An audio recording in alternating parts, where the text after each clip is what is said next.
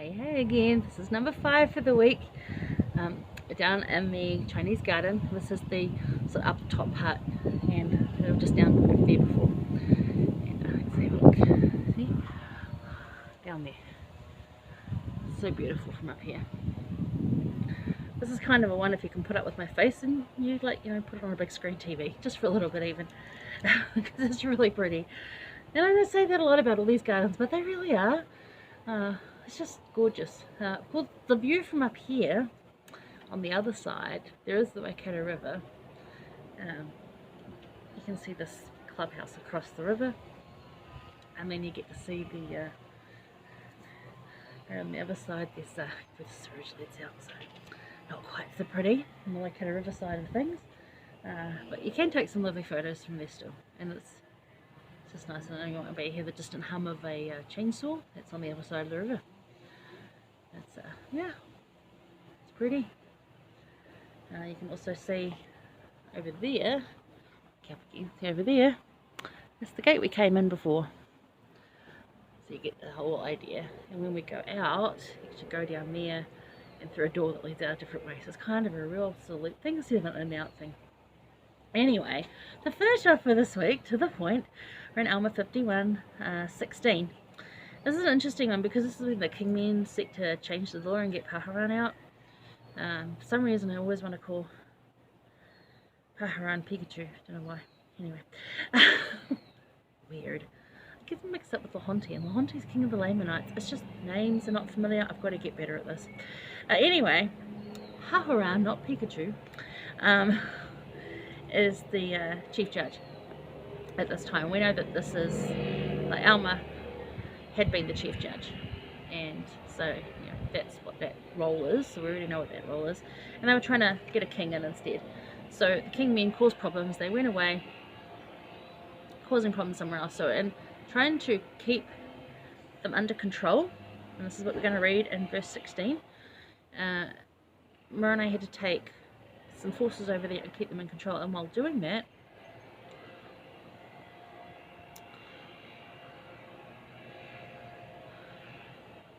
and we're still going, just came up with a bad message. Anyway, so in doing that, yeah, let some guard down, and some of the cities got taken over. So that's a lesson to learn too, just don't let your guard down.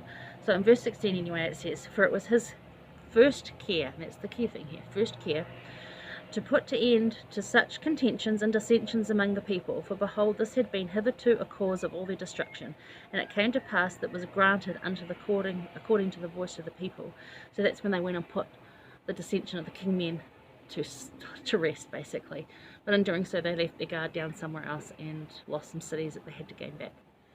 So it's important to weaken your strengthen your weak places, but to not let your guard down as well on other places. You've got to keep up. It's just you don't just focus on one thing, you focus on a new thing while still focusing on the fortifications and the strongholds you do have.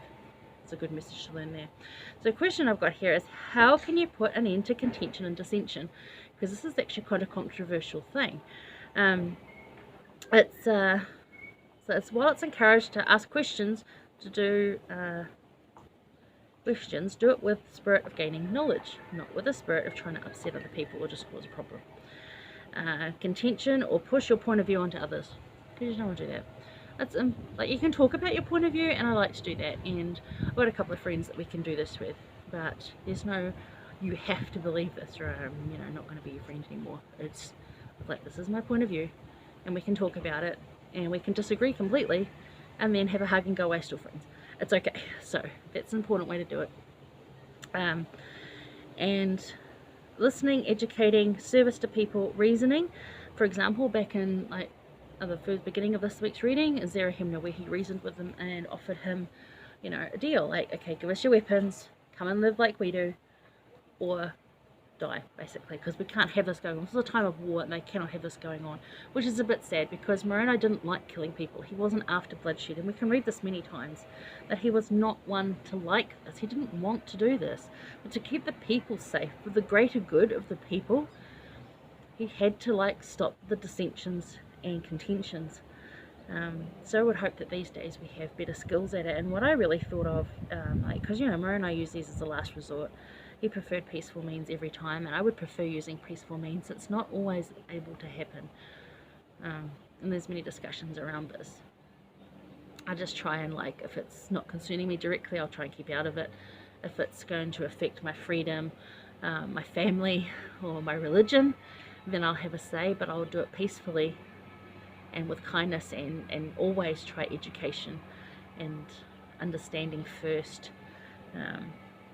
Yeah, especially when we've got elections coming up in this country, and I know that right now in America they're trying to put them off and have all sorts of issues around that. So it's just, kindness, education, and there's going to be contention and dissension because we have differences of opinion.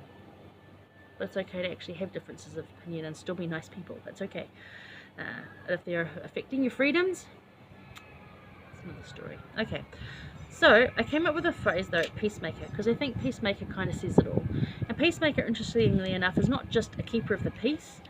It's actually about preaching the gospel and about trying to help others live like Jesus Christ as part of preaching the gospel.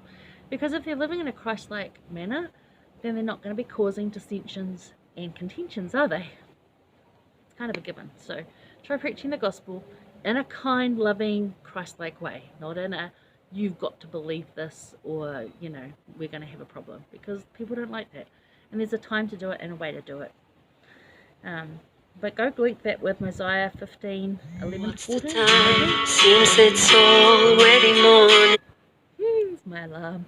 Take my medication, which I'll go into. But yeah, go look at with Mosiah 15, 11 to 18.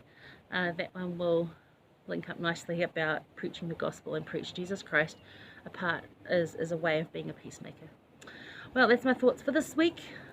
Everything's all good with you guys. And remember, I'd love to hear from you. Yeah, any thoughts? Any comments? Please. Okay, see you for this week.